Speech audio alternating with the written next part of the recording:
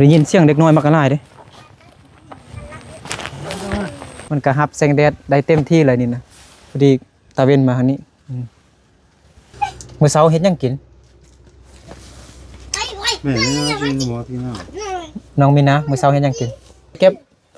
เอามาค่ายบ่เริ่มมากินนี่นะเอาไปกินกินอ๋อเฮ็ดอะไรกินเนาะมีแต่ผักกาดติมีมักทั่วก็มีเห็นบ่เบิ่งดูไหนอุ่นคือกันคือกันเนี่ยอุ่นคือกันเนาะตัวนี้กับตัวนี้รุ่นเดียวกันหรอรุ่นเดียวกันเบิ่งไงเด็ดเนี่ย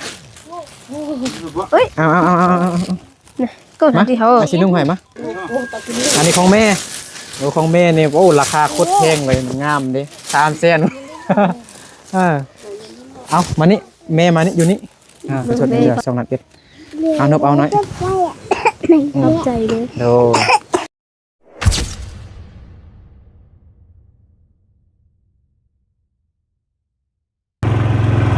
เอาเดินทางต่อพี่น้องเอาโอ้บอลด้วยกับเซาลี่เต็มทางหน้าทางล่างทางกลางพี่น้องเนาะเซาลี่สีตกรถแล้วเนาะมาแต่เช้าพี่น้องเนาะเดินทางใกล้มานี่พี่น้อง60 กิโลเมตรเนาะไปเยี่ยมยามท่ามเข้าน้องมีนาเนาะเอาคล้องไปให้น้องมีนาเด้ก็การทักทายสบายดีพี่น้องวันสุขสู่คนที่เข้ารบฮักแพงเด้อยินดีต้อนรับเข้าสู่ช่องเบานึกเผาไพรเส้นเก่าเหมือนเคยสบายดีเซาลี่จุดประสงค์จุดหมายปลายทางมื้อนี้แม่นบ้านห้วยสะแงมเมืองสะยะแขวงสะยะสปปลาวเหนือตอนนี้กำลังเดินทางพี่น้องเนาะเบานึกอัปเดตการเดินทางของเบานึกกับเซาลี่ให้พี่น้องอยู่ทางบ้านนะครับเบิ่งครับชมว่ามันจะ ลำบากจังไดยังผมมีรถใหญ่กับจังซี่ล่ะพี่น้องเนาะเห็นบ่เต็มทางหน้าทางหลังทางก็บ่ค่อยดีปานใดเนาะบางบ่อนก็ดีบางบ่อนก็บ่ค่อยดีโอเคถ่ายทางไปเลย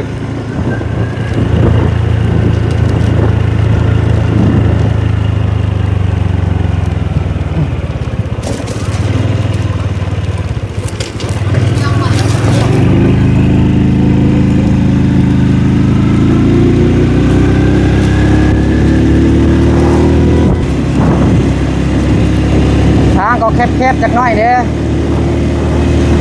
ถ้ารถใหญ่กับรถใหญ่นี่เลีกกันยากหน่อยนึงพี่น้องบางบอนทางก็แคบเลีกกันจนบ่ได้มื้อเช้าหนาวแฮงสวยๆกับมันร้อนจักหน่อยเด้มีแต่หนาวตอนเช้าวันหนาวแฮง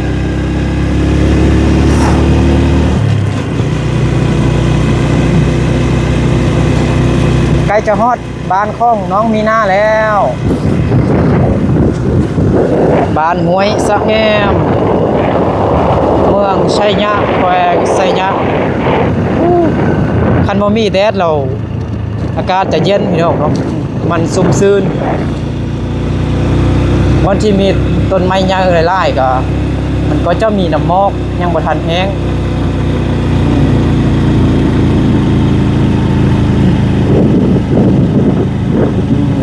ลงผู้นี่แหละก็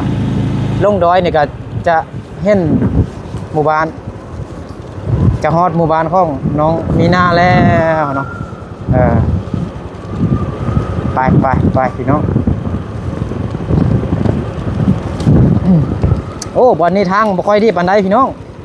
โอ้ทางปูยางแต่มันพังหมดแล้วมันเพเบิดแล้ว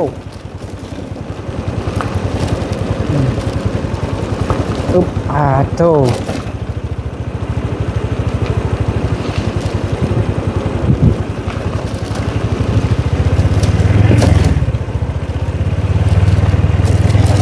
เส้นทางยางกลายเป็นเส้นทางขี้ฝุ่นพี่น้อง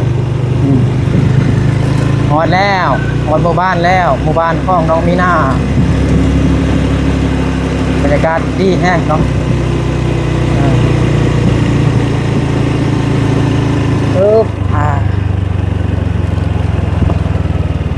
เพราะเขาเจ้าไข่เครื่องพี่น้องไข่ เสื้อผ้าหนาเพสุดมุ้งต่างๆวันนี้บ่าวนึกกับเซาลี่ก็ได้ซื้อเป็นเสื้อผ้าหนาเพน้องมีนาโอ้หมดไล่เติบพี่น้อง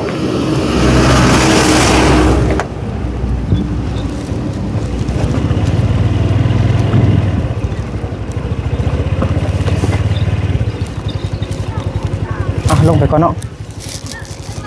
โอ้โอ้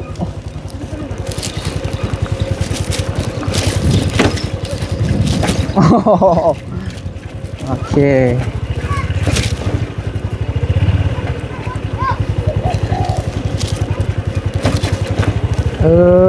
จอดรถไปห้องไปก่อนโอ้โอ้เบิ่งก่อนนึกเดี๋ยวอุ๊บโอ้ยซื้อเป็นเสื้อผ้าหน้าเพลแล้วก็เป็นมุ้งแล้วก็อันผ้าเสื้อได้พี่น้องเนาะฤดูนี้ก็เป็นฤดูหนาวต้องได้นุ่งเสื้อกันหนาวโอเคไปพี่น้องเนาะเดียวบ่นึกกับซาวลีลงไปหาน้องเลยเนาะอยู่แถวนี้ก็ครอบครัวที่ลำบากก็ยังมีหลายพี่น้องเนาะแต่น้องครอบครัวน้องมีนานี่ก็แบบก็ถือว่าหนักกว่าครอบครัวอื่นนะเดี๋ยวไปเลยเอารถจอดไว้นี้พี่น้องเอากระย่างไปบ่มีทางรถ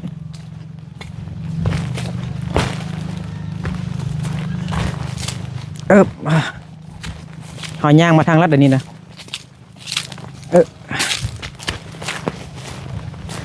น้องมีนาก็อยู่บ้านแบบนี้พี่น้อง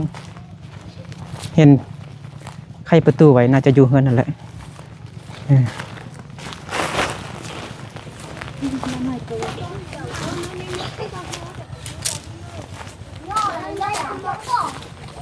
ได้ยินเสียงเด็กน้อยมากระไรเด้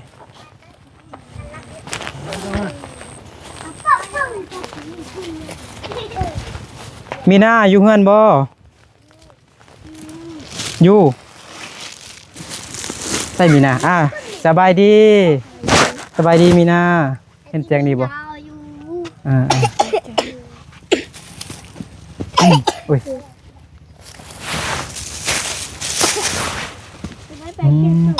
พ่อแม่เดี๋ยวหน่อยพ่อแม่มีนาเดี๋ยวโอ้แม่ไปเก็บผักอยู่ให้แม่ไปเก็บผักอยู่ให้โอเคบอกเข้าไปนั่งเลยก็ได้พ่อบ่สบายบ่พ่อเป็นยังเป็นไข้พ่อเป็นไข้ได้ยินน้องไม่เศร้าไม่ห่างเนาะอยู่เทิงนี่ว่าพ่อน้องมีนาบ่สบายว่าซั่นสบายดีดูอันนี้ไม่ต้องเศร้าสบายนี่สบายดีดูสบายดีกันสบายดีอันนี้เป็นลูกของน้องไม้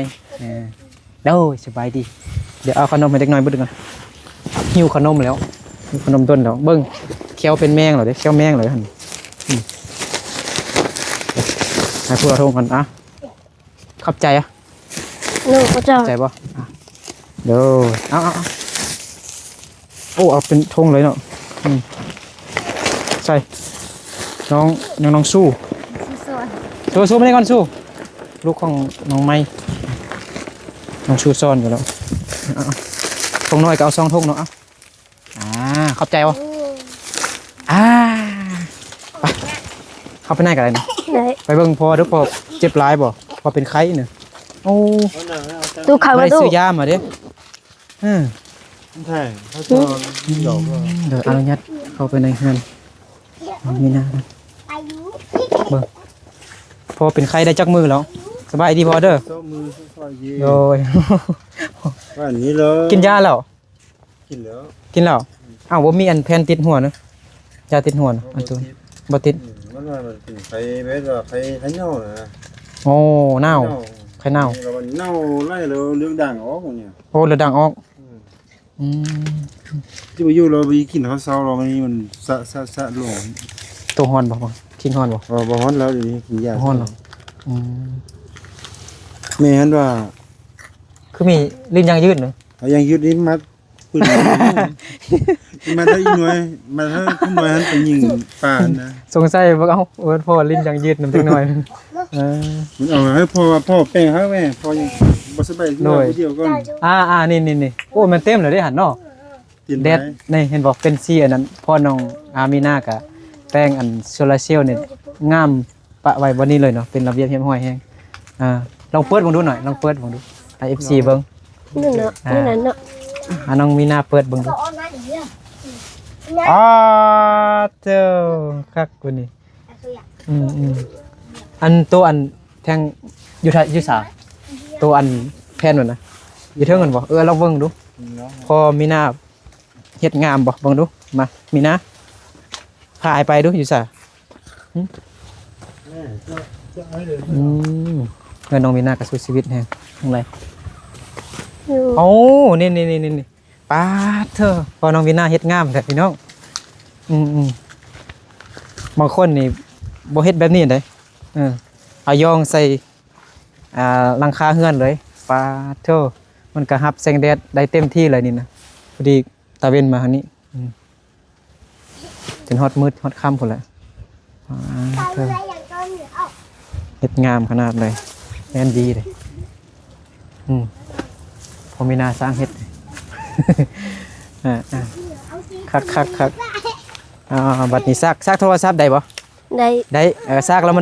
มันเต็มดีบ่ ดี ดีเนาะเต็มไวบ่ ไว้ เอาเข้าไปในเฮือนเบิ่งก่อนเบิ่งอาการของพ่อว่าได้จักมือเหรอ2มื้อได้2มื้อมื้อนี้เหรอ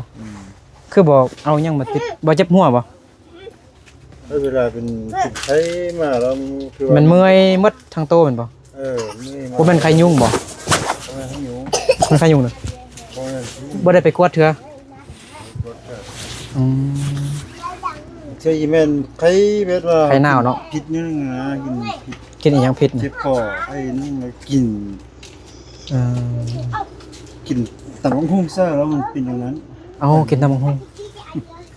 อ๋อมื้อเช้าเฮ็ดหยังกิน แม่นี่นะเป็นหมอที่น่า น้องมีนะมื้อเช้าเฮ็ดหยังกิน เนี่ย นั่ แม่ ง เงินเนาะ นั่งอยู่ใส่ก็ได้ ลูกสาวได้กินมัน นั่งตั้งก็ได้เปิดแล้วก็ได้ไฟนะมันแจ้งดีบ่มากินนะน้องมีนาเปิดไว้เลยเนี่ยเปิดเลยเปิดไฟจังไดมื้อคืนนี่แจ้งดีบ่เปิดตอนจักโมงตอนแรงนะ6 โมง พ่อจะมองอ่ะ ตอนลูกกินเปิด 6 โมงแล้วก็เปิดบ่แล้วก็ปิดจักโมงตอนกลางคืนนะ เป็นบ่ได้ผิดที่ เปิดเลยปาเลยอ๋อ คักมันก็ใหญ่กว่าของน้องปลายงเลยของน้องปลายงก็ได้ 4-5 ปีแล้วว่าซั่นตัวน้อยๆแต่เบิ่งของน้องปลายงคือว่า60 วัตต์โอ้อันนี้มัน300 วัตต์โอ้นี่โอ้ใหญ่โอ้300 วัตต์ของน้องปลายงมีแต่60 วัตต์ซื่อๆเบิ่งดูน้องมีนาลองนั่งเบิ่งดูแจ้งดีอยู่เอาตั้งมาตึมหน่อยนึงหน่อยซะ แม่เหมือนเจ้า มา นั่งดูกัน เขาเม็ดงามบ่อันนี้ข้าวเจ้าเนาะ เขาเจ้า ข้าวเจ้ามีนะมือนึงนี่เฮ็ดหุงเขาจักโลนะเฮ็ดเขาจักโล บ่ฮู้จ้ะเฮ็ดนี่ บ่ฮู้เถื่อทำพอเนาะนะมือนึงเนี่ยจักโลประมาณจักโลโลปลาย2 โล พ่อ แต่เช้าฮอดค่ำนะมือนึงนี่เฮ็ดเขาเนี่ยนะหุงเขานี่จักโล นี่นะเขาเจ้านี่มื้อนึงให้สิเป็น2 โลเลย 2 โลนะแต่เช้าฮอดค่ำเลยเนาะกุมอยู่เนาะ น้อง เอา เรา เครื่อง นั้น ให้นุ่งจังหน่อยน่ะซื้อเครื่องมาหมดล้านปลายพุ่นเกือบ2 ล้าน ซื้ออันมุ้งได้2ดังแล้วก็ซื้ออันผ้าห่ม2 นี่ก็ขึ้นมานี่นะนี่ก็ให้ มันจะเป็นแบบนี้คล้ายๆแบบนี้เลยคือเลย5เพน ซื้อมุ้งเนี่ยมุ้งก็นอนได้ประมาณ2-3 คนนั่นแหละคันซื้อใหญ่ก็มันก็ใหญ่เกินซื้อตัวกลางเอาเพราะว่าเตียงมันก็ ขนาดน้อยเด้บ่ใหญ่เด้กันเตียงใหญ่นี่ก็สิซื้ออันด่างใหญ่มาอ่า มื้อนี้เขาบอกก็ไปเชียร์อันที่อยู่เทิงนั้น ภาษีหยัง ที่อันที่ดินนะ ที่ดิน ที่ให้ ครอบครัวเท่าใดครอบครัวหนึงเท่าใดภาษีที่ดินน่ะ เฮานี้ได้ ภาษีเฮือนเอานี่เนาะแม่นบ่ ดินเฮานี่บ่ได้ใช้แต่ดินให้นี่ ดินให้อ๋อให้เท่าใด เขาอาชีพของร้อนเด้ทันทายครูเด้ของบ้านนี้เด้ อ่า เมียว่าบ่ได้เอาเขามากินเด้อ อืมพ่อน้องมีนา ไว้เขามีได้เสาไปเป่าอันบ่ได้พอ อ๋อเลย ผมพอกินแล้วเราจะไปถ้าเขาเบิ่งคันเอาเงินหา อ่าพ่อน้องมีนาหน้าว่าสันห่มผ้าอยู่คันลุกขึ้นแล้วมันวินหัวบ่ เสาร์นี้บ่ได้เป็นวินแล้ววันนี้เป็นวินเพราะวันนี้นะ โอ้แม่มาแล้ว โอ้สบายดีแม่สบายดีโดยแม่น้องมีนาว่าแม่ไปเก็บผักน่ะเก็บอีหยังน่ะผักอีหยังบ่ฮู้ซื้อบ่ฮู้ซื้อถามพ่อได้พ่อฮู้หมดเลย ทั่วที่นำ ทั้งทั่วน่ะโอ้แม่น้องมันแท้โอ้ไปเก็บเอามาขายบ่หรือมากินนี่นะ เอาไปกิน กินอ๋อเฮ็ดเอาได้กินเนาะมีแต่ผักกาดติมี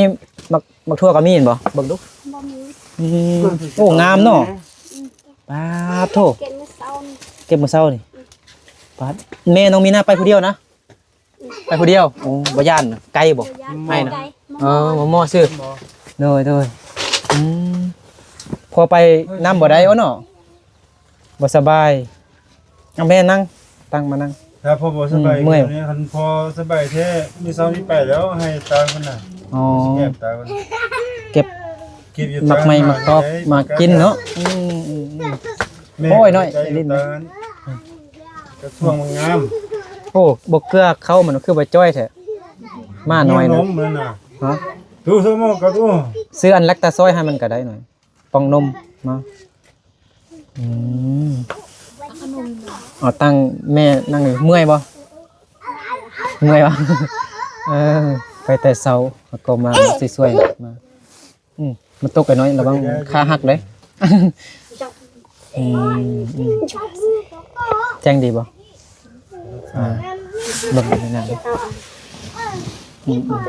บ่มีหน้าบ่มีหน้าก็ซกเซาอยู่คิดหยังไรหึ น้องไม่น่าจะกินขนมเด้ อายเด้อายไปยัง ไอไปดิน อายไปลิ้น รถ ไป ยิง ใส่ นกว่ะ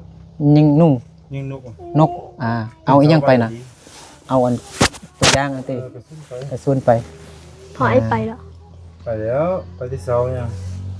อืม น้องมันยังไปประทันน่ะบอกให้ไว้มัดเอาปืน เอายิง มันไป หาอยู่หากินเนาะแม่ไปเก็บผัก ลูกชายไปเลาะยิงนกยิงหนูเมื่อคืนนี่หนาวบ่ เน่า หนาว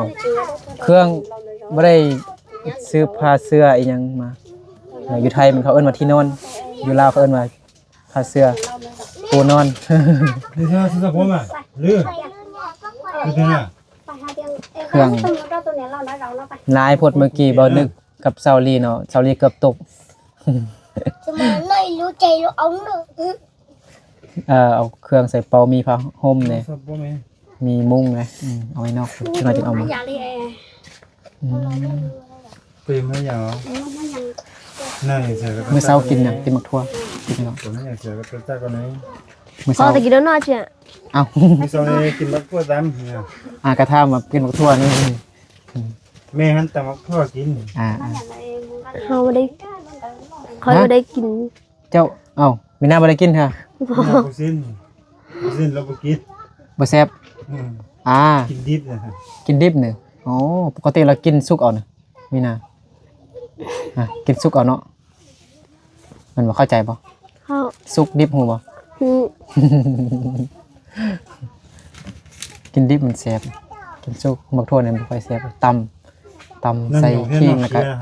ใส่อัน เป้า ปลาร้าใส่ปลาแดกแล้วน้องมีนากินข้าวกับหยัง พ่อแม่กินหมักตำหมักทั่วเรามีนาเด้กินหยังมื้อเช้านี่กิน เดี๋ยว ฮะกินข้าวกับหยัง กับน้ กินข้าวกับน้ำโอ้ยสู้คำพูดแต่เอาตั้งมาให้เซาลีนังน้องน้องกินข้าวกับน้ ำเลย ำไอ้ก็ซื้อกันปลานิลตัวใหญ่ๆมาให้เอามาให้ก่อนอยู่นี่ถาเด้อ เลย เบิ่งพี่น้องเนาะเป่าเครื่องเนาะ ซื้อแบบเครื่องงามๆให้ครบเลยมี6คนเด้แม่นบ่ทั้งหมด6คนเนาะนี่อันพอดีผู้ใหญ่เพิ่นอยู่ทางอเมริกาไอแต่เราเป็นคนลาวนี่แหละตอนนั้นเราอยู่อันนั้นอยู่สวรรณเขต แม่ลูกเจ้าเนี่ยไอไล่แล้วก็เอาเขาเหยามันนุ่งแม่ นี่ก็กินอีหยังนี่นะ ตอนนี้ ปลานิลดิบหรือสุก สุก สุกเอาล่ะ ขอบใจด้วย โดย จริงๆได้อื่นพวกนี้เป็นเลขเข้าแล้วเลขเข้า เด้อเบิ่งอันเครื่องก่อนเด้อบ่นึกซื้อมาเมื่อกี้ทั้งเสื้อผ้าหน้าแพรแล้วก็เป็นมุ้งแล้วก็ผ้าห่มแน่พี่น้องเนาะซื้อเกือบ2 ล้านปลายล้าน7 ล้านเฟสนี่แหละมุ้งนี่ไอ้ซื้อมาคือกันเลยมักบ่มุ้งอาซีนี่ มัก งามบ่ น้ บ่ได้จักเดือนแล้วบ่มีมุ้งนะได้ปีแล้วโอ้ คือว่าโอ้ยบ่มียุงเนอะมีบ่มีอยู่มีแต่ซื้อเอาอันยาอุดยุงอันนั้นบ่ อย่างเน่า อ๋อ ใครได้นี่ น้ำเน่าเลยแท้บ่ค่อยมียุงนะยามร้อนยามอันฝนตกกันเนาะ เวลายำพูดมาเทวะโทษ ยามฝนตกนะโอ้น้องมีนาบ่เคยกางมุงได้2 ปีแล้วว่าซั่นแม่ว่า ที่นี่งามอยู่เนาะ ำน้ คือกันเดี๋ยวนะเอาไว้นี่เนาะอันนี้ของน้องมีนากับอายเลยก็น้องทรายเห็นปะผู้สาวน้อยนี่นั่งนำพ่อกับแม่เห็นปะเอาของกินเนี่ยเอาให้แม่เมียนกันได้น้อย มันตัวกันหนึ่งยากเนี่ยพวกมันจะคิดว่า นี่นะมุ่งก็ซื้อมา2 ด่างเนาะผู้ใหญ่เพิ่นให้ซื้อมาอยู่นี่นะอันนี้มันฟ้าห่มนี่เด้อเอาลองพื้นมึงดูมีนะอันนี้ฟ้าห่มลองสิมักสีใดมันจะมีสีนี่แหละกับสีอันนี้เอาลองพื้นมึงดูงามเลยเอาจับเอาจับนอนได้2 คน 3 คนพุ่นนี่ห่มได้2 3 คนพุ่นไงเห็นบ่ไงบ่โอ้ก็สิอุ่นดีเนาะแพรดีเดี๋ยวนี้ซื้อมาแบบตัวดีเลยนะเขาเจออะไร น้องสิเอาตัวนี้บ่หรือว่าเดี๋ยวอาสิให้เบิ่งเด้อมันมี2 ซี่เด้อน้องมีนะอยู่นี่เด้อนะบ่มีรถใหญ่ถ้ามีรถใหญ่นี่ซื้ออันผ้าเสื้อมาเอาซื้ออันที่นอนมาอันนี้มันบอกคือกันมุงนะได้ก็ได้เอาให้พ่ออันนี้นะพ่อกับแม่ มา เบิ้งตัวเก่าวันคัดแล้วพี่น้องเบิ้งดู ตุกก็ได้คัดมาแล้วไง มันประมาณ2-3 คนนอนได้เห็นนะมันจะมีตัวอันกันขี้ฝุ่นอยู่ทางเทิงเลยอันนี้เด้อเวลาขี้เหงื่อขี้ฝุ่นตกลงมานี่บ่ทึกเฮาหั่นน่ะเด้อนี่คือกันแต่มันต่างแต่สีขนาดคือกันเลยเอาตัวใดฮะเอาตัวนี้เลยตัวนี้น้องมีนาเอาตัวใดเอาให้น้องมีนาเลือกก่อน ก็ใส่อันที่ใส่ก็เอาได้ตื้อจะเอาแก้ว จะเอาตัวใดสิญาติกันแล้ววันนี้แม่อยากได้ตัวนี้บ่หรือยังไง แม่เอาตัวนี้ น้องมักตัวใดตัวนี้เนาะผู้สาวต้องเป็นตัวนี้คือนิดนึงเด้ออันนี้ของให้อันแม่น้องนี่เนาะอันนี้ก็ใหญ่คือกันเด้อให้พอเลยใ ให้พอลองห่มมึงดู บ่ เอาตันออกดูลองห่ บ่ ม ไป มึงดู ให้มาไหนนะ เอฟซีเบิ่งดู อ๋อ เจ๋งนะ พอเป็นไข้เน่าสั่นอยู่ว่าซั่นเนาะคิดรุ่นบ่ได้เน่า เนาะ เอาลองห่มอันตัวใหม่เบิ่งดู ก็อยู่บ่ได้เชียนนะ เป็นจังไดอุ่นคือกันบ่ คือกันเนี่ย อุ่นคือกันเนาะอ่า ตัวนี้กับตัวนี้รุ่นเดียวกันเนาะ รุ่นเดียวกันเบิ่งอันตัวเก่า เขาก็ส่งยังปลดตา เดียวรุ่นเดียวกันเนาะนี่เนาะ รุ่นเดียวกันเบิ่งนะ แม่ตัวน่ะ เขาเฮ็ดบินแต่อันเสื้อผ้าหน้าแพรเนาะพี่น้องเนาะ6คนก็เอามาซื้อมาครบหมดเลยเนาะซื้อแต่เสื้อโอ้ยแพงขนาดพี่น้องเนาะราคาเครื่องเดี๋ยวนี้นะเสื้อกันหนาวผู้ชาย2 แสน 50,000กีบนี่ทำอิดเขาว่า3 แสนพุ่นเด้ลดได้50,000พุ่นพี่น้องเนาะแล้วก็เสื้อผู้หญิงยาวบ่ตัวนี้อันนี้ของผู้อันของแม่อันนี้ของพ่อ3 แสนพุ่นความแพงพี่น้องเนาะบ่มีทรงเลยมีแต่เสื้อซื้อนี่รวมทั้งหมดแม่น1,170,000กีบพี่น้องเนาะเอามีนาอ่านได้บ่เบิ่งดูราคาอันไอซื้ออันเสื้อให้พ่อให้แม่แล้วก็ให้น้องครบหมดทุกคนได้นี่นะมองนะ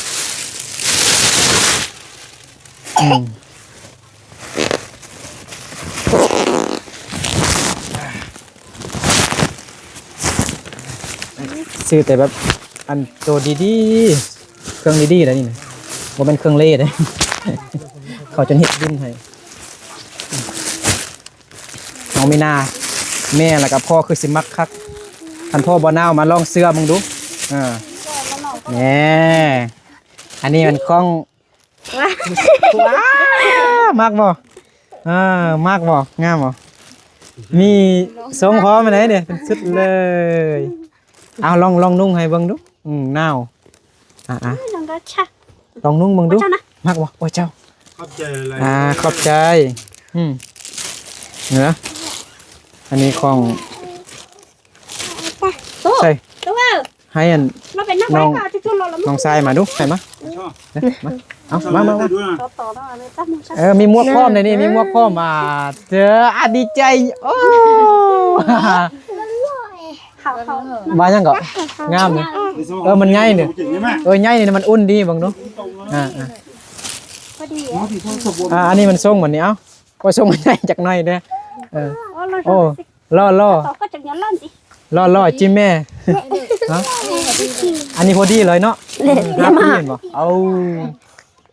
อาลงนุ่งส่งกันอาชิไทยฮูบจังหน่อยนะ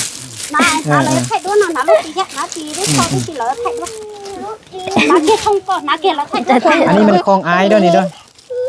อันนี้มันคลองอายด้วยอายซื้อยังก่อนปอเข้าไอโฟนเด้อนี่เด้อไอโฟนน่าจะพอดีอยู่18 ปีโอ้ยอายุ16 ปีแล้ว16นึงบ่18นะมีหน้าว่า18เลยเป่าอันนี้ก็เนาะของอายบ่มาค่ะไอ้ปอนี่เบิ่งอยู่เอาผ้าโกเอาผ้าชาดิเกือบปี2007เนาะเอาพอนุ่งเบิ่งดูโอ้ของแท้ก็พี่น้องเบิ่ง7แล้วก็น้าถึงเนาะถึงน้องเลยเทคมึงสิถึง2ปีเลยปอนี่อันนี้มันราคา2 แสนเกือบ3 แสน3 แสนแต่ลดได้2 แสน5ผมโอ้ขอบใจเด้อเลยลองนุ่งมาดูอุ่นบ่พอน้องมีหน้าว่าหนาวลองนุ่งดูคืออยู่ลองใส่ซี่บ่ดูงามบ่ลองฮีดดูอันนี้ของแม่ของแม่นี่โอ้ราคาโคตรแพงเลยงามเด้3 แสนเอามานี่แม่มานี่อยู่นี่แม่พอนอนเรื่องป้าช่วยเบิ่งข้างในมันอุ่นคันแม่บ่มักก็ให้มีหน้าก็ได้ให้แม่นุ่งตัวนั้นฉันบอกเราเพิ่มหมดแค่หรอเอาแม่มีหน้าลองนุ่งมึงดูก็อยู่หลอกนอนที่ตรงนั้นคนเนาะอันนี้ของน้องมีหน้าก็งามเทียบเลยเอานุ่งดูน้องมีหน้า น้องมีหน้าก็อุ่นคือกันเห็นบ่เพราะว่าผู้ใหญ่เพิ่นให้ซื้ออันแต่เสื้อกันหนาวหมดทุกคนเอาลองนุ่งมึงดูงามบ่สีนี้มักบ่ มัก มัก ลองนุ่งมึงดูหนาวนะตัวนี้มันใหญ่เด้ค่ะน้องมีหน้าใส่ตัวนี้มันใหญ่โหดตัวนี้พอดีแล้วนี่ลองใส่อันนั้นเหมือน งามไล่แล้วนี่นะก็เห็นงามไล่ให้จังเลยกูเบา ผู้เบาหยัดกันได้ ผู้เบาหยัดกันได้บ่นึกกะนุ่งเสื้อมา3สันพี่น้อง3พื้นหุ่นเบิ่งเด้นี่1 2 3ขี่รถมาลมพัดแล้วมันเย็นหั่นนะเบิ่งอันนี้ทุ่งย่างนี่ก็เอาไว้ใส่ผักอีหยังอยู่ป่าเก็บผักหักหน่อไม้มาใส่อ้าวเอาตั้งมาดูมานั่งดูแม่นั่งเทิงก็ได้ให้3คนนี่นั่งร่มนี่ก็ได้อวยพรเป็นบ่ให้เราอันนั้นได้บ่ได้โอเคนั่งเบิ่งเอาตั้งมาอีกเอาตั้งมาอีกเดี๋ยวลืมยังเงินยังเหลือเพิ่นฝากเงินมา200 ดอลพี่น้องเนาะกลับไปเด้อ FC ทางอเมริกาเนาะชื่อว่า IA เพิ่นเนาะเราเป็น FCI ตอนที่เราอยู่ลาวเนี่ยแม่นเราอยู่ทางภาคใต้อยู่แขวงสะหวรรณเขตเด้อแขวงสะหวรรณเขตคนลาวแต่ว่าตอนนี้แม่นเราไปอยู่อเมริกาแล้วIA เสื้อ IA เด้อเราฝากเงินมา200 ดอลให้ครอบครัวน้องมีนาให้ซื้อเครื่องซื้อของกินเนาะเป็นเสื้อผ้าหน้าเพศนี่แหละพี่น้องเนาะเป็นมุ้งผ้าห่มเนาะเมื่อเกือบ2 ล้าน แล้วเงินสดยังเหลือยังไม่ได้นับเท่าว่ามันยังจักเสื้อ2 3 4 5 6 7 8 9 10 11 12 13 14 15 16 17 18 19 20 21 2 ล้านเงินสดยังเหลือ2 ล้านขอบใจเด้อโดยอมมืองามๆสู้กับมานี้มันนั่นน่ะสิซื้อให้สู้เด้อมืออื่นก่อนจากร้านมึงดูนับมึงดูให้น้องมีนานนับก่อน2 ล้าน2 ล้าน1 แสนต้นเงินเนาะบ่มีตังค์หลายเนาะ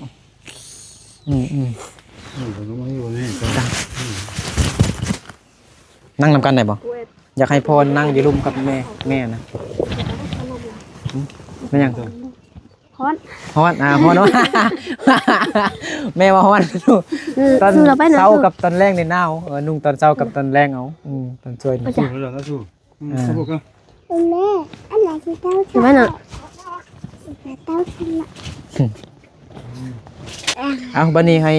น้องมีนาอวยพรให้ผู้ใหญ่เพิ่นเนาะล่ะอวยพรให้ผู้ใหญ่เพิ่นเป็นบ่อวยพรให้ผู้ใหญ่เพิ่นชื่อว่าIAเด้อควรฝากเงินซื้อของซื้อเครื่องแล้วก็เสื้อผ้าหน้าเพให้น้องมีนาให้ครอบครัวน้องมีนานี่แหละมีนาอวยพรเป็นบ่อวยพรให้ผู้ใหญ่เพิ่นนบงามน้องขออวยพรให้ผู้ใจบุญยิ่งอยู่ดีมีแฮงขอให้มีแต่ความสุขขอให้ลอยเด้อสาธุน้องมีนาบ่เป็นภาษาม่วงได้บ่พอได้บ่ให้เป็นภาษามงนะภาษาลาวก็ได้ลองว่าภาษาลาวก่อนก็ได้ดูภาษามงก่อนก็ได้ลองว่าเป็นภาษามงให้น้องมีนาว่าเป็นภาษามงแบบพรดีๆแม่ยังก็บ่ได้เป็นภาษามงนะนบเขาเจ้านะเจ้านบเจ้าเด้อขอขอบใจเด้อเจ้าเด้อเป็นภาษามงนะนี่นะโดยเอาเครื่องน้องมาให้ทางพ่อแม่พี่น้องทางลูกทางเจ้านี้พ่อก็ดีใจนำเด้อขอให้อยู่ดีมีแห่งเด้อขอสาธุเลยโดยสาธุต้องไม่น่าว่าเป็นภาษามงนะไทยลมงว่าเป็นโอเคไหนแล้ว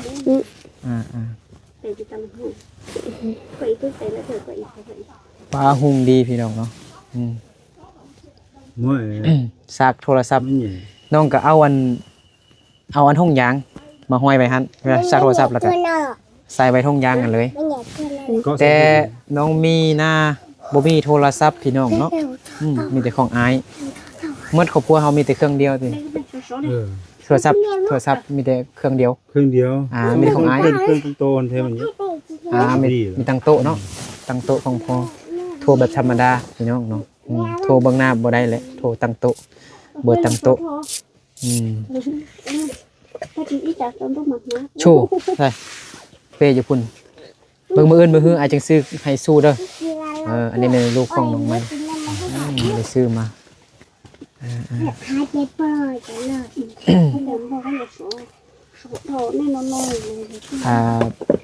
อีหยังพอน้องไม้ว่าได้บ่แม่น เพราะว่าน้องมีหน้าว่าเสียอหยังเสียภาษีที่ดินจักแสนก็จักเท่าไหร่ ไม่ช่วยอยากเอาเคยใช่ด้วยโอ้เดี๋ยวสิ ไม่ต้องอะไรเลยก็ยาว ที่บินเบิ่งดูอันนี้บินอาเซียภาษีที่ดินไฮเนาะนี่เนาะดินไฮเนาะแม่นบ่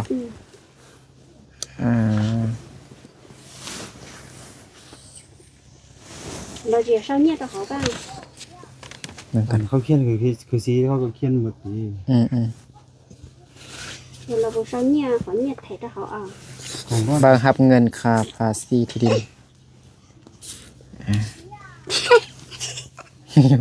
นี่ หัวยังไง มีภาษีอันกงร้อนภาษีอัน สิ่งรอดนะ ในคูแล้วก็ อันนี้เป็นว่าเก็บเงินเขาพันธะเขาพันธะ 242,000วะ อันที่200,000บ่อันนี้นะนี่นะตอนนี้นะบ่240,000วะหรือ42,000เนี่ยเขาเขียนแบบหนังสือติดกันโพดพี่น้องเนาะปานภาษาเวียดนามโอ้ยบ่ยกตีนขึ้นน้อยเอาลง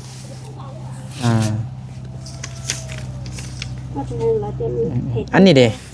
รวมเป็นเงินอันที่ดินนี่คือว่า100,000หรือว่า15,000อีหยังก่อนนี่เขาเขียนหัวหน่วยหัว10หัวหอย ในตัวกันเลยเอา 6,000 15,000 15,000กิบ เจ็บไปอย่างนู้นไป อีหยัง นั่นเทภาษีดินให้ ภาษีดินน่ะบ่มันคือว่า ได้เหรอ 15,000กิบอีหยังก็งงอยู่คือว่าเขาเขียนไว้นี่หน่วย10ห้อยพัน มันบ่ฮอดเป็นเฮกตาร์มีแต่0.50มันคอนเทกตา ขึ้นตามเนื้อที่เลย เนื้อที่ดินนี้มันบ่ฮอดเฮกตาร์ แต่มันคือว่าอีหยัง15,000นั่นหรือ เนื้อที่ดินน้อยเลย มันดินน้อย บ่ราคามันเท่าใดหั่นน้องอันมัน นี่ให้กันเดี๋ยวมัน 15,000กิบ ต่อปี ต่อปีวะอ้าว แต่มันบ่ฮอดเฮกตาร์ 30 บาทซื้อถ้าเป็นเงินไทยแม่นเด้อเรียกว่า100,000กับบ่แม่น 15,000เนาะมา สิรวมกันเท่านี้อยากได้แสน แต่อันนี้จึงแม่น200,000อันนี้เนาะอันนี้จะแม่นข้าวพันธะเนาะแม่นบ่200,000 เราเอาไปเสร็จแน่ แม่นเซนเนาะเลข2เห็นบ่200,000เท่าใด4นี่เลข4เห็นบ่นี่242,000เห็นบ่แม่นบ่ ก็มันใช้ไปอะไรจ้ะ โอ้กูใจใช่กูใจไปสั่งให้ก็พายแล้ว จะไปจ่ายนี่3,000 เขาเขียนไว้หั่นคือว่าเขาเขียนผิดติซั่นน่ะ เพราะว่าเขาเขียนผิด เขาเขียนผิดติ แล้วเทมันจะแล้วชอบที เอาแล้วแม่จ่ายเท่าใด สร้างเส้นสีส้มพัน จะเป็นผู้ไปจ่ายได้มั้ย 300,000 342,000 สีส้มพัน 312,000 เราจะเรามาส่ง เข้าไล่ทางเปลืองน้ำปกติ เขาบ่ได้เขียนใส่นี่หมดติแม่นแล้ว ใส่น้ำค่าน้ำนี่เขาก็บ่ให้ใส่เขาคือกัน นี่ แต่บ่มี เป็นแต่ใบเดียวนี้เขาบ่ได้เขียนใส่หมดติ แต่เขาก็รวมหมดนะ ลงหมดนี่เอ้าคือว่าเขาเขียนผิดติ เราชอบพีเราอยู่เรานอกกูเหนียว จ่ายแนวหนึง เอาจริงหู เราอยู่นี่เราเป็นราคาแนวหนึงนี่มี200,000ปลายอันลองให้เขาเบิ่งตื้มเด้อ พันธะอันที่พันธะอันกงร้อนกับในคูกับน้ำนี้มันอยู่พร้อมกันพี่บ่เขาซั่นบ่ แล้วชิมาเราsau là tàu họ lấy số tấm mà tờ nó ít tuổi lại cái giờเราlúc xuân เจป่านี้ไปตัวเล็กอ้อต่อยนี่นะ อืม เยี่ยมันเจ้าบ่ฮู้ก็อีไปท่านเอา ไปถามไปทวงตืมอีกดูว่าเป็นจังได๋คือ เด็กก็ประสบของเรานั้นเฮา ถ้าถามว่าเข้าใจตัวใดเฮาก็ยังถาม เดี๋ยวจะนึกว่าเราsao sản tạo nóจะไปเราอยู่ไปsản tạoอยู่ แม่มันแท้ตั้งยาวมานี่บ่ได้เรียนจังน้อยล่ะนี่ บ่ได้เข้าเรียน บทเรียนแท้มันบ่ เอาก็บ่ฮู้คันบ่ได้เข้าเรียนบ่ฮู้เนาะบ่ให้ลูกเบิ่งแล้วพอมีหน้านี่เข้าเรียนฮอดปหยัง เขาจบแต่ประถมแล้วพี่ ปห้า อ่า ครับปห้า มีหน้ามันมหนึ่ง นี่น่ะนี่ ฮอดม จบประถมเหมือนกัน ประถมปห้าซื่อบ่ได้ไปเรียนต่อซ้ำ บ่ได้เข้าไปเรียนบ่นี่ มีเงินแน่มีเงินแน่ อ่า ไปแล้ว มันเรียนได้5ปีอยู่พี่นี่มันก็ได้ที่1ปกติแหละนี่นะ อืม อยากไปเรียนต่อหรอกว่าทุกอย่างเราบ่ไป อ๋อบ่มีเงินส่ง แต่เบิ่งนี่ เรียนต่อ อยู่บ้านเฮานี่ผู้หญิงนี่เขาไปเรียนอยู่สัญญาเนี่ยเขาไปนี่บ่แม่นคนไปดีหรอกมันมีผู้ยักซั่วแล้วไปนำมูลผู้ซั่วแล้วไปก็ซั่วมืด อ๋อไปเลาะเที่ยวลิ้นเนาะไปเนาะอืม นักเรียนแท้ๆแรงมาต้องมาคั่วกิน ต้องมาเรียนมาเบิ่ง แม่นเฮา รัก เรี ษาย น บทเรียนของเฮาน่ะถ้าว่าแรงมานี้เปิดเป็นหมู่นำครู แม่นไปเลาะ บ่ดี กินเหล้ากินเบียร์บ่ได้ ก็บ่เห็นดี หันเหล้าหันเบียร์บ่ได้อันตรายบางคนก็เห็นติดคุกอยู่เลย จ้า อยู่บ้านเฮานี่ผู้บ่าวของอันน้ององค์อันนี้กินอีหยังอยู่เฮือนพักห้องแถวมันยังกันนะแล้วตำรวจเขาไปกวดแล้วเขาก็จับไปอยู่คุก ไปก็ ไปจักเดือนเนาะ พอนี้ก็บอกให้ ลูกมีหน้านี่แหละ ถ้าเจ้าอยากเรียนเด้อถ้าว่าไปเรียนไกลสิส่งเจ้าไป5บนไกลไปเรียนแนวดีเนี่ยว่าสิส่งเจ้าไป ไม่สุสลิ ถ้าอยู่ปีนี้จะไปเรียนมอซ้ออยู่สัญญานี้บ่ให้เจ้าไป อย่างนี้เขามาไปเที่ยวเนาะอืม เจ้าไปนำหมู่นำครูบ่ดีเหรอเจ้าผู้เดียวเขาเป็นคนไล่คนเด้เนาะ อืม เจ้าบ่ไปก็สิบ่ได้ อืม บัดจะไปเพิ่นส่ง เขาก็ เพื่อน สิ นี่ ว่าให้คันบ่ไปคันไปแล้วสัมผัสว่าเขาเฮ็ดแนวบ่ดีเออไปเที่ยวไปลิ้นไปกินฟุ่มเฟือยบ่คิดถึงพ่อแม่เออ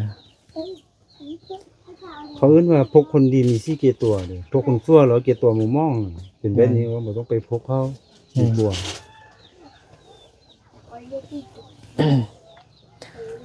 น้องมีนาเบิ่งโอ้ยน้องมีนาบ่มีมงได้2ปีว่าซั่นเนาะได้บ่งามแล้วบัดนี้โอ้ยมันคือสิใหญ่อันนี้เบิ่งน่ะเบิ่งเตียงน้องมีนามีแต่น้อยๆสิเด้ โอเคโอเค อยู่ไกลๆเบิ่งเนาะ น้องเนี่ยไม่ได้ชื่อว่าโทกิซ่า Đó chỉ còn thua trên thua đi. รู้จัก แป้งแล้วบ่เอามันนั่นคือว่าเป็นปองใหญ่ๆอยู่ดิเนาะกินแล้วอืมสวยทนคุ้มค่า เป็นภาษาไทยได้เขียนไว้นี่นี่งามมุงมาแต่ไทยเลยนี่มันมีไส้อยู่นี่เด้อน้องมีนะไส้มัดทั้ง4ขาเอาสิกลับก่อนเด้อฮะยังก็ปิดนั่นป้าเต็มแล้วพี่น้องเห็นเป็นสีเขียวแล้วเปิดปิดเอาเก็บชักซาดีเดหมดเด้อคันทานหมดก็อยู่ตลาดเขามีขายอยู่นะนี่นาเด้อเดี๋ยวเปิดไว้ก่อนกันเลยเนาะ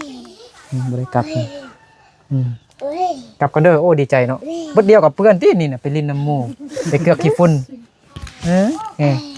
เข้าไปป่านี่ติดย่างหมดเลยแหละ ไปกลับก่อนไหนมันน่าจึงมายามอีกเด้อก็ขอบใจขอบคุณผู้ใหญ่ใจดีผู้ใหญ่ใจบุญเพิ่นเนาะทางอเมริกาเนาะชื่อว่าแอเพิ่นที่มีน้ำใจจิตใจศรัทธาเนาะช่วยเหลือครอบครัวน้องมีนาก็ขออวยพรให้แอเพิ่นจงอยู่ดีมีแรงสุขภาพแข็งแรงความเจ็บอย่าได้ความไข้อย่าให้มีให้ร่ำให้รวยเนาะปรารถนาสิ่งใดขอให้ได้สิ่งนั้น ขอให้อายุมันขวัญยืนสาธุน้องมีนางงอยู่ คนนึกไว้พรผู้ใหญ่เพิ่นไปกลับก่อนมีนาเด้อบ๊ายบาย ไป บ๊ายบายคนเด้อพอเด้อแน่เด้อ ไปดี โดย บ่ได้กินข้าวเช้า ได้แล้วอำลาฮะ กินเด้ข้าว โอ้ประกาศไปกินมาสั่นเนาะโอ้พ่อแล้วบ่ พ่อแม่ มีหลายบ่โอ้ขอบใจเด้อโอ้ขอบใจแม่มีนาเด้อโอ้งามเพียง บ่ได้เต็กดอก เอาล้างมาพร้อมวะแม่นบ่คือว่างามนี่แม่นบ่ยังบ่ได้ล้างเถอะบ่ล้างเลย บ่ได้ล้างเลย บ่ได้ล้างเถอะคือว่างามอยู่ซั่นน่ะคือว่าล้างสะอาดมาแล้วเด้นี่โอเคไปโอ้เด็กน้อยปิดประตูเฮาแล้วลืมขนมเด้ลืมขนม มีขนมอยู่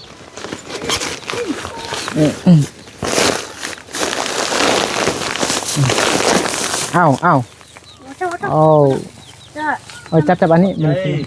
ขอบใจว่าเจ้าอย่างไรก็สู้ๆเด้อมีนาเด้อมันน่าจึงมายามอีกเนาะโอเคพี่น้องอยู่ดีไม่แห้งเบิดสุขสุขคนเดี๋ยวบ่นึกกับซาวลีเดินทางต่อก่อนโดยไปพี่น้อง